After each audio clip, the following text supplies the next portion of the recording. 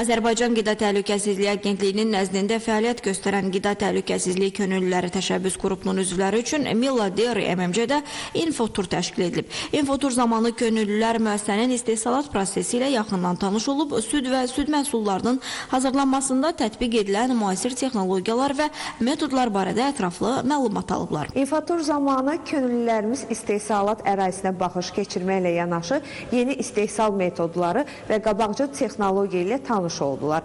Süd məhsulları istehsalında beynəlxalq standartların tətbiqi və ixracın artırılması imkanları da müzakirə olundu. Süd və süd məhsullarında xüsusən də turşuluq, pH, titrləmə kimi prosesləri bizə əyani formada göstərdilər.